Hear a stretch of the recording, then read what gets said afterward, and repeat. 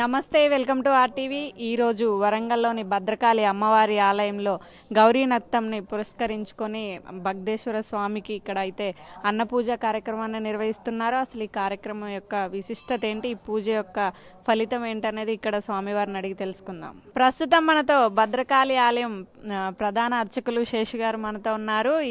ఇక్కడ ఉన్నటువంటి పూజలు కానివ్వండి, ప్రతి ఒక్కటి కూడా చెప్పాలన్నా, వరంగల్లో ఏది తెలియాలన్నా సరే శేషయ్య గారు చెప్తేనే అందరికీ తెలుస్తుంది. ఆ పండగ కానివ్వండి, పూజలు కానివ్వండి, ఏ విశిష్టత అయినా సరే ఆయన నోటెమ్మటి వింటేనే భక్తులకి అదొక రకమైన తృప్తి అనమాట. సో ఇప్పుడు ఆయనతో మాట్లాడి అసలు ఈ గౌరీ నక్తం అంటే ఏంటి, ఈ అన్న పూజ కార్యక్రమం యొక్క విశిష్టత ఏంటనేది ఆయన అడిగి తెలుసుకుందాం. నమస్తే అండి.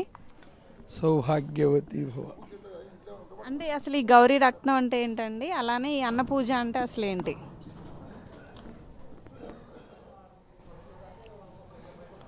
నహి కార్తీక సమో మాస అన్నారు. సమస్తమైన పాప రాశిని భస్మీపటలం చేసేసి క్షేమాయు సకలాభ్యుదయ నిశ్రేయస పరంపరా ప్రాప్తి మనుష్యులకు కలిగించేది ఈ కార్తీక మాసం. నక్త వ్రతం ఆచరిస్తారు అందరూ.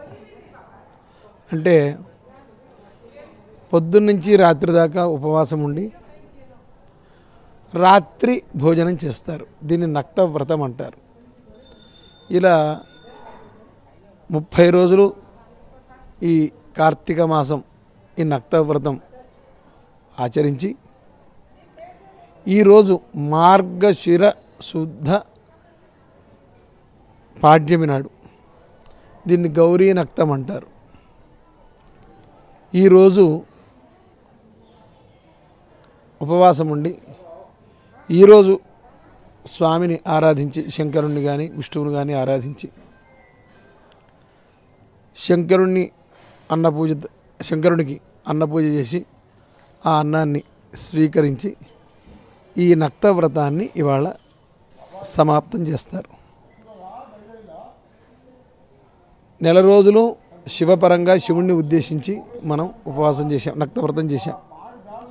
ఈరోజు జగన్మాతను ఉద్దేశించి మాసానాం మార్గశీర్షోహం, కృష్ణ పరమాత్మ చెప్పాడు, మాసముల యందు మార్గశీర్షమును నేను అంటే అంత గొప్ప మాసం ఇది. అట్లాగే ఆ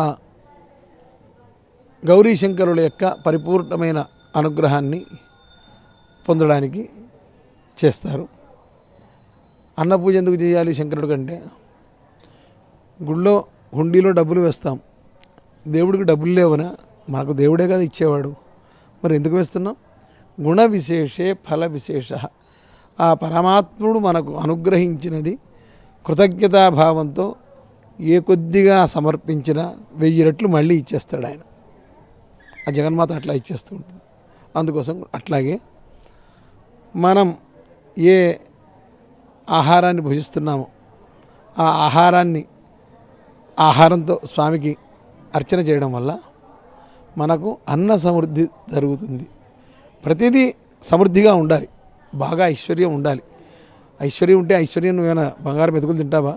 నువ్వు ఎంత పైకి వస్తే నీ కింద అంతమంది పైకి వస్తారు.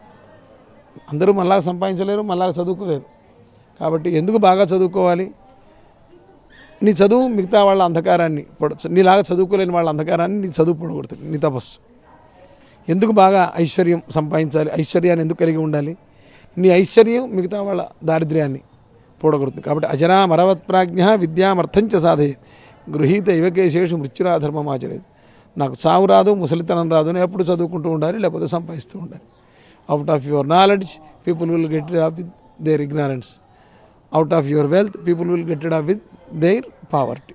అట్లా అందుకోసం పరోపకారార్థం ఇది శరీరం, పరులకు ఉపకారం చేయడం కోసం ఈ శరీరం. కాబట్టి ప్రతిదీ సమృద్ధిగా ఉండాలి. అంటే తపస్సు తపస్సు తపస్సు. ఈ వ్రతాలన్నీ ఎందుకు అంటే తపస్సు చేస్తూ ఏకాగ్రతను కలిగి ఉండి ప్రతి దాంట్లో ఒక నైపుణ్యాన్ని సంపాదించి మనం పైకి వస్తూ 10 మందిని పైకి తీసుకురావడానికే ఇవన్నీ కారణాలు. ఇహపర సుఖాలు అంటారు. ఇహంలో దైన్యస్థితి లేని జీవనం కావాలి, పరంలో ముక్తి కావాలి. అనాయాసేన మరణం వినా దైన్యేన జీవనం. దైన్యస్థితి లేని జీవనం కావాలి, ఆ ప్రాణం వెళ్ళిపోయేటప్పుడు తీసుకుని చావద్దు, ఇలా మాట్లాడుతూ అట్లా ప్రాణం వెళ్ళిపోవాలి, అనాయాసంగా వెళ్ళిపోవాలి. అట్లా అందుకోసం వీటన్నిటికీ కూడా భగవంతుడి యొక్క అనుగ్రహం కావాలి.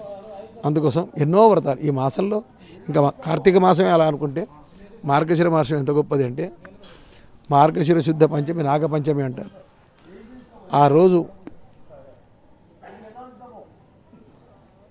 సర్పాలను ఆరాధించడం వల్ల మనకు నాగదోషాలు పోతాయి. మళ్ళీ షష్ఠి కుమారస్వామి కళ్యాణం అవుతుంది, స్కంద షష్ఠి అంటారు దాన్ని. ఈ మార్గశిర శుద్ధ షష్ఠి బహుళంలో భైరవాష్టమి అని వస్తుంది. ఏది సమస్తమైన పాపాలు పోవడమే కాదు, సమస్తమైన ఈతి బాధల నివృత్తి జరగడమే కాదు, సకల ఐశ్వర్యాలు ఆ మహాకాల భైరవ స్వామి అనుగ్రహిస్తాడు. అట్లా మార్గశిర మాసం చెప్పుకుంటూ పోతున్న కొద్దీ కార్తీకం ఆశ్వీజమంతా అమ్మవారి ఆరాధన, కార్తీకమంతా శివకేశవుల ఇద్దరి ఆరాధన, మార్గశిరమంతా విష్ణు ఆరాధన, సుబ్రహ్మణ్య ఆరాధన, మహాకాల భైరవ స్వామి ఆరాధన. ఇట్లా ఈ 3 మాసాలు కూడా ఎంత గొప్పవి అంటే, సమస్తమైన ప్రాణికోటికి క్షేమాన్ని కలిగించే ఈశ్వర ఆరాధనను మనకు శాస్త్రములు ఈ 3 మాసాలలో అనుగ్రహించాయి. అట్లాగే ఈ అన్నం అంతా ప్రతిదీ అమ్మవారికి శంకరునికి సమర్పించిన ప్రతి మతుకు ఒక శివలింగంగా మారిపోతూ ఉంటుంది అని ఒక సంప్రదాయం. నమ్మకమే కాదు, శాస్త్రాలు కూడా కొన్ని చెప్పే. అన్ని శాస్త్రాలు ఎక్కడ ఏ శాస్త్రం చెప్పిందంటే ఎన్ని శాస్త్రాలు చదువుతాం, మన జీవితం ఎంత. కాబట్టి ఆ ప్రసాదాన్ని మనం స్వీకరించడం ద్వారా పరమేశ్వరుని అనుగ్రహాన్ని, అమ్మవారి అనుగ్రహాన్ని మనం పొందవచ్చు. విన్నారు కదా, చాలా చక్కగా చెప్తూ ఉంటారనమాట. ప్రతి ఒక్క దాని గురించి వివరణ ఇస్తూ ఉంటారు. ఆయన చెప్తూ ఉంటే అలా వింటూ ఉండిపోతారు. చాలా చక్కగా చెప్పడం అయితే జరిగింది. ఈ గౌరీ రక్తం గురించి కానివ్వండి, ఈ పూజ గురించి కానివ్వండి, ఇలాంటి మరిన్ని విశేషాలను మీ ముందుకు తీసుకొస్తూనే ఉంటాం. మరిన్ని వీడియోస్ కోసం ఛానల్ ని సబ్స్క్రైబ్ చేయండి, లేటెస్ట్ అప్డేట్స్ కోసం వాట్సాప్ ఛానల్ ని ఫాలో చేయండి, అండ్ లింక్ డిస్క్రిప్షన్ లో ఉంది.